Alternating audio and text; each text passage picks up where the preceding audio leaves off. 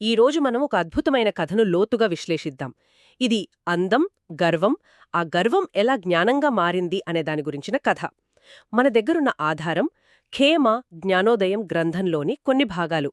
కథానాయిక పేరు ఖేమ, మగధరాజు బింబిసారుని పట్టమహిషి. ఆమె తన సౌందర్యానికి చాలా ప్రసిద్ధి. అలాగే దాని పట్ల ఆ చాలా గర్వంగా ఉండేది. ఆ గర్వమే ఆమెకు ఒక రకమైన అడ్డంకిగా మారింది. అందుకే ఆమె గౌతమ బుద్ధుడిని కలవడానికి అస్సలు ఇష్టపడలేదు. ఎందుకంటే ఆయన అందం శాశ్వతం కాదని, ఈ శరీరం క్షీణించిపోతుందని బోధిస్తారని విన్నది.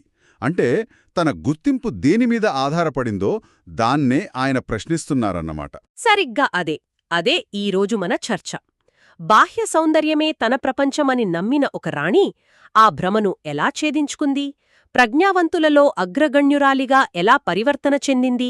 ఆమె ప్రయాణంలో ఆ ఒక్క కీలకమైన సంఘటన గురించి మనం లోతుగా చర్చిద్దాం. సరే, ముందుగా ఖేమ నేపథ్యం చూద్దాం. ఆమె మద్రదేశపు రాజకుమారి. బంగారు వర్ణఛాయతో అపురూప సౌందర్యవతి అని మన ఆధారం చెబుతోంది. ఆమె అందానికి ముగ్ధుడైన బింబిసార మహారాజు ఆమెను పెళ్లి చేసుకుని పట్టమహిషిని చేశారు. అవును, ఇది చాలా కీలకమైన పాయింట్. అంటే ఆమెకు లభించిన గౌరవం, హోదా అన్నీ ఆమె సౌందర్యంతో ముడిపడున్నాయి. అందుకే ఆమెకు తన సౌందర్యం ఒక వరం మాత్రమే కాదు, ఒక రకంగా చెప్పాలంటే ఒక పంజరం కూడా. పంజరంలాగానా? అవును, ఎందుకంటే తన విలువంతా దానిమీదే ఆధారపడిందని ఆమె నమ్మింది. అందుకే బుద్ధుని బోధనలు ఆమెకు ఒక ముప్పులా అనిపించాయి. ఆయన చెప్పే అనిశ్చిత అనే మాట వింటే తన ఉనికి పునాదులే కదిలిపోతాయనామె భయం. రాణి ప్రవర్తనను రాజు బింబిసారుడు గమనిస్తూనే ఉన్నాడు. ఆయన అప్పటికే బుద్ధుని శిష్యుడు, గొప్ప దాత కూడా. తన భార్య కూడా ధర్మ మార్గంలో నడవాలని ఆయన కోరిక. కాని ఆమెను బలవంతం చెయ్యలేదు. ఇక్కడే ఆయన తెలివి కనిపిస్తుంది. నిజమే, ఆయన ఒక అద్భుతమైన వ్యూహం పన్నాడు. ఆమె బలహీనతేమిటో ఆయనకు తెలుసు, సౌందర్యం పట్ల ఆమెకున్న ఆరాధన. కాబట్టి ఆయన నేరుగా తత్వాన్ని బోధించలేదు, సౌందర్యాన్ని ఎరగా వేశారన్నమాట. అంటే కొందరు గాయకులను నియమించి బుద్ధుడు నివసించే వేళువన ఆశ్రమం యొక్క ప్రాకృతిక సౌందర్యాన్ని వర్ణిస్తూ పాటలు పాడించాడు. వావ్! ఇది ఒక రకమైన ఆధునిక మార్కెటింగ్ తంత్రంలా అనిపిస్తోంది. ఒక ఉత్పత్తిని అమ్మడానికి వినియోగదారుడికి ఏది నచ్చుతుందో ఆ భాషలోనే మాట్లాడతంలాంటిది. బింబిసారుడు ఖేమకు ధర్మాన్ని అమ్మాలనుకున్నాడు, కాని దాన్ని అందమైన ఉద్యానవనం అని ప్యాకేజింగ్లో అందించాడు. ఖచ్చితంగా ఒక ట్రోజన్ హార్స్ వ్యూహం లాంటిది. ఆ పాటల్లో అక్కడి పచ్చని చెట్లు, పూలతోటలు, పక్షుల కిలకలారావాలు, ఇలా అద్భుతమైన వర్ణనలున్నాయి. ఆ వర్ణనలు విని ఖేమ మనసు చెలించింది. బుద్ధుడిని కలవాలనే ఆసక్తి లేకపోయినా ఆ వనాన్ని చూడాలనే కోరిక కలిగింది. అలా ఒకరోజు బుద్ధుడు భిక్షకు వెళ్లిన సమయం చూసి ఖేమ తన పరివారంతో వేళువనానికి వెళ్ళింది. అక్కడి సహజ సౌందర్యం చూసి ఆమె నిజంగా మంత్రముగ్ధురాలయింది. తను కేవలం ప్రకృతిని ఆస్వాదించడానికే వచ్చానననుకుంది. కాని ఆ సౌందర్యమే ఒక ఉచ్చు అని ఆమెకు తెలియదు. అలా తిరుగుతూ అనుకోకుండా బుద్ధుడు నివసించే గంధకుటి వైపు వెళ్ళింది. వెనక్కి వెళ్ళిపోవాలనుకుంటున్న క్షణంలో బుద్ధుడక్కడికి తిరిగి వచ్చారు. ఆమె మనసులో సౌందర్యం పట్ల ఉన్న ఆ బలమైన అనుబంధాన్ని ఆయన గ్రహించారు. ఇక్కడే అసలు కథ మలుపు తిరుగుతుంది. ఆయన ఆమెతో వాదించలేదు, ఆమె అహంకారాన్ని దెబ్బతీయలేదు. బదులుగా ఆమెకు అర్థమయ్యే భాషలోనే సమాధానం చెప్పాలనుకున్నారు. ఒక్క నిమిషం, ఇక్కడొక ఆసక్తికరమైన ప్రశ్న. సత్యాన్ని బోధించే బుద్ధుడు ఒక భ్రమను, ఒక మాయను ఉపయోగించి వాస్తవాన్ని ఎలా బోధిస్తారు? మాటలతో ఎందుకు చెప్పలేదు? అద్భుతమైన ప్రశ్న. ఎందుకంటే ఖేమలాగా బాహ్య సౌందర్యానికి తీవ్రంగా అత్తుకుపోయిన వ్యక్తికి మాటలు నిరర్థకం. వాళ్లకు చెప్పడం కాదు, చూపించాలి. అందుకే ఆయన తన దివ్యశక్తిని ఉపయోగించి ఒక తాత్కాలిక భ్రమ ద్వారా ఆమెలో ఉన్న శాశ్వతమైన భ్రమను పగలగొట్టాలనుకున్నారు. దీన్ని బౌద్ధ పరిభాషలో ఉపాయ కౌశల్యమంటారు, అంటే స్కిల్ఫుల్ మీన్స్. సరే, ఆ ఉపాయమేమిటి? బుద్ధుడు తన పక్కనే ఖేమ కంటే 100 రెట్లు అందమైన ఒక దేవకన్యను సృష్టించాడు. ఆమె బుద్ధునికి వింజామర వీస్తూ నిలబడింది. దాన్ని చూసిన ఖేమ నివ్వెరపోయింది. అయ్యో, ఎంతటి సౌందర్యరాశి ముందు నా అందం ఏపాటిది, నేను ఈమెకు దాసిగా కూడా పనికిరాను అని కుమిలిపోయింది. అంటే మొదటి దెబ్బ ఆమె అహంకారానికి తగిలిందన్నమాట. తనే ప్రపంచంలో అత్యంత అందగత్తేననే ఆమె నమ్మకం ఒక్క క్షణంలో పగిలిపోయింది. అవును. ఇది ఒక రకమైన షాక్ ట్రీట్మెంట్. ఈ మానసిక స్థితి చాలా ముఖ్యం. ఆ భ్రమ పగిలినప్పుడు ఆమె మనసు నేర్చుకోవడానికి సిద్ధమైంది. ఆమె దృష్టి అంతా ఆ దేవకన్య మీద ఉండగా బుద్ధుడు తన అసలు పాఠాన్ని మొదలుపెట్టాడు. ఖేమ ఆ దేవకన్యను ఆసూయతో ఆరాధనతో చూస్తుండగానే బుద్ధుడు ఆ రూపాన్ని మార్చడం మొదలుపెట్టాడు.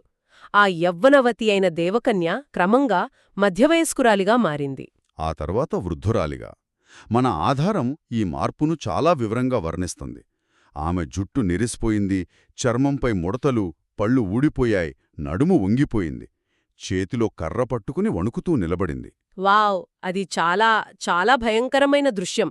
మన వయసు మీద పడుతుందని తెలుసుకోవడం వేరు, కానీ మన జీవితం మొత్తం ఒక టైమ్లాప్స్ వీడియోలా కళ్లముందాడితే అది చాలా కలవరపరిచే అనుభవం. అంతటితో ఆగలేదు. చివరకు ఆ వృద్ధురాలు అక్కడే కుప్పకూలి చనిపోయింది. ఆమె శరీరం నెమ్మదిగా కుళ్ళిపోయి, పురుగులు పట్టి, చివరికి ఎముకల గూడుగా మారింది. ఇదంతా ఖేమ కళ్లముందే కొన్ని క్షణాల్లో జరిగిపోయింది. ఇది కేవలం ఒక తాత్విక పాఠం కాదు. ఇది ఒక తీవ్రమైన ఎక్స్పోజర్ థెరపీ లాంటిది. అందం నశిస్తుందని చెప్పే బదులు బుద్ధుడామె కళ్లముందే అందం కుళ్ళిపోవడాన్ని చూసేలా చేశాడు. మనం దాచాలనుకునే వాస్తవాన్ని ఆమె ముందు నిలబెట్టారన్నమాట. సరిగ్గా అదే. ఇది మేధస్సును దాటి నేరుగా ఆమె భావోద్వేగ కేంద్రాన్ని తాకింది. నిజమైన మార్పుకు కేవలం అర్థం చేసుకోవడం సరిపోదు, దాన్ని అనుభవించడం అవసరం. ఆయన అనిశ్చత అనే ఒక నైరూప్య భావనను ఆమెకు భయంకరమైన వాస్తవంగా మార్చిచూపారు. ఈ దృశ్యం చూసిన ఖేమకు తీవ్రమైన నిర్వేదం కలిగింది. అంతటి దేవతా సౌందర్యానికే ఈ గతి పడితే, రోగాలతో మురికితో నిండిన నా ఈ శరీరం, దీని గతి కూడా ఇంతే కదా అనే సత్యమామెకు బోధపడింది. తన అందం పట్ల ఉన్న గర్వం మొత్తం ఆవిరైపోయింది. ఆ క్షణంలో ఆమె మనస్సు బోధనను స్వీకరించడానికి పూర్తిగా సిద్ధమైంది. అప్పుడు బుద్ధుడామెతో, ఖేమా, ఈ శరీరాన్ని మూర్ఖులు మాత్రమే ఆరాధిస్తారు. ఈ రూపాల పట్ల ఆసక్తిని విడిచిపెట్టి శాశ్వతమైన నిర్వాణం వైపు దృష్టి సారించు అని బోధించారు. ఆ బోధన వింటూనే ఖేమ అక్కడికక్కడే జ్ఞానోదయం యొక్క మొదటి మెట్టు, సోతాపన్న స్థితిని పొందింది. సోతాపన్న అంటే ఏమిటి? దాని ప్రాముఖ్యత ఏమిటంటారు? సోతాపన్న అనేది జ్ఞానోదయం యొక్క మొదటి దశ. దీన్ని ఇక వెనుదిరిగని స్థానం అని చెప్పవచ్చు. Point of no return. ఒక్కసారి ఈ స్థితిని చేరుకున్న తర్వాత సంపూర్ణ జ్ఞానోదయం పొందడం ఖాయం అన్నమాట. ప్రాథమిక భ్రమ పగిలిపోయింది. అద్భుతం! ఆ తర్వాత ఆమె వెంటనే రాజు దగ్గరికి వెళ్లి భిక్షునిగా మారడానికి అనుమతి కోరింది. బింబిసారుడు కూడా సంతోషంగా అంగీకరించాడు. ఆమె భిక్షునిగా మారి కొద్ది రోజుల్లోనే సాధన చేసి అర్హతా స్థితిని, అంటే సంపూర్ణ జ్ఞానోదయాన్ని పొందింది. ఇక్కడితో కథ అయిపోలేదు. ఇక్కడించి ఆమె ప్రజ్ఞ యొక్క లోతు మనకు తెలుస్తుంది. జ్ఞానోదయం పొందిన తర్వాత ఆమె చెప్పిన గాథలు లేదా పద్యాలు థేరీగాథలో భద్రపరచబడ్డాయి. ఈ థేరీగాథ అనేది చాలా విశిష్టమైన గ్రంథం. తొలితరం జ్ఞానోదయం పొందిన బౌద్ధ భిక్షుణీలు చెప్పిన పద్యాల సంకలనమిది. ఆ థేరీగాథలో ఖేమకు మారునికి మధ్య జరిగిన ఒక ఆసక్తికరమైన సంవాదముంది. మారుడంటే మనలోని ఆశలను భయాలను రెచ్చగొట్టి మనల్ని దారి తప్పించే ఒక శక్తి కదా. అవును. అతడు ఒక యువకుడి రూపంలో ఖేమ దగ్గరకొచ్చి మళ్లీ ఆమెను ఇంద్రియ సుఖాలవైపు ఆకర్షించడానికి ప్రయత్నించాడు. ఓ ఖేమా, నువ్వు యవ్వనవతివి, అందంగా ఉన్నావు, నేను కూడా యవ్వనంలో ఉన్నాను, రా, ఇద్దరం కలిసి సుఖాలను అనుభవిస్తాం అని ప్రలోభపెట్టాడు. ఇది చాలా ఆసక్తికరమైన విషయం. జ్ఞానోదయం పొందిన తర్వాత కూడా ప్రలోభం కనిపించడం. ఇది మన మనస్సు స్వభావం గురించి ఏం చెబుతుంది? మంచి ప్రశ్న. జ్ఞానోదయమంటే ప్రపంచానికి అతీతంగా అయిపోవడం కాదేమో, బదులుగా ప్రపంచంతో మనకున్న సంబంధాన్ని మార్చుకోవడం అని ఇది సూచిస్తుందేమో. మారుడు ఆమె పాత జీవితానికి, పాత ఆలోచనలకు ఒక ప్రతీకలా కనిపిస్తున్నాడు. ఖచ్చితంగా. మారుడు ఆమె పాత అహం యొక్క ప్రతిధ్వని. ఆమె సమాధానం అతడితో పోరాడడం కాదు, అదొక ప్రకటన. తన విలువ వ్యవస్థ పూర్తిగా మారిపోయిందని చాటి చెప్పడం. ఇలువుటద్దం.